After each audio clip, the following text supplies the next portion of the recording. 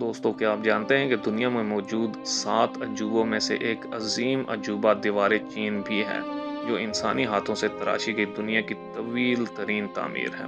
دنیا کو حیرت میں ڈال دینے والی یہ دیوار گزرتے وقت کے ساتھ ساتھ سرد مہری کا شکار ہو کر زبوحال ہوتی جا رہی ہے۔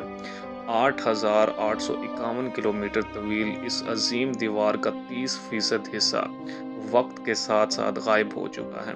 مقامی افراد کا کہنا ہے کہ دیوار کا صرف 8% حصہ پہلے کی طرح بہترین حالت میں موجود ہے۔ مقامی انتظامیہ کے مطابق اس دیوار کی تباہی میں سب سے بڑا ہاتھ ان دیہاتیوں کا ہے جو اس دیوار کے دامن میں آباد ہیں۔ یہ مقامی لوگ دیوار میں لگی مضبوط اور موٹی اینٹیں نکال کر اپنے گھر تعمیر کرتے ہیں، جبکہ دیوار کی چوری شدہ اینٹیں فروخت بھی کی جاتی ہیں۔ اینٹوں کی مسلسل چوری کے باعث دیوار کو نقصان پہنچ رہا ہے اور وہ کئی جگہ سے خستہ حال ہوتی جا رہی ہے۔ تاہم حکومتی کوششوں اور آگاہی کے فروغ کے بعد اب انہی مقامی باشندوں نے اپنے ثقافتی ورثے کی بحالی کا بیڑا اٹھا لیا ہے۔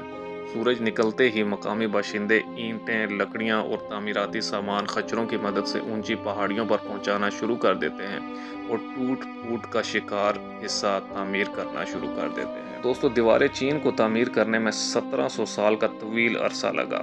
بعض کتابوں میں یہ 2000 سال بھی بتایا گیا ہے۔ دراصل اس دیوار کی تعمیر منگول حملوں سے بچنے کے لیے کی گئی تھی، جس کا آغاز 206 قبل مسیح میں کیا گیا۔ اس کے بعد بے شمار بادشاہوں نے حکومت کی اور چلے گئے، لیکن اس دیوار کی تعمیر کا کام جاری رہا۔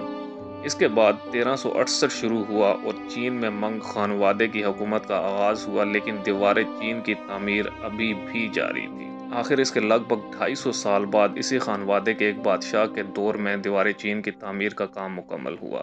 یہ 1664 کا سال تھا۔ موجودہ دیوار چین کا 90% حصہ اسی خاندان کے دور میں تعمیر ہوا۔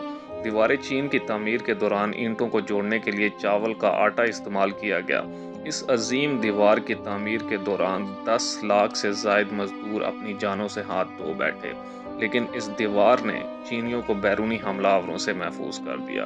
اب ہر سال اس دیوار پر ایک میراتھن منعقد ہوتی ہے جس میں 2500 افراد حصہ لیتے ہیں، اور یہ دیوار چین کے 15 صوبوں میں پھیلی ہوئی ہے۔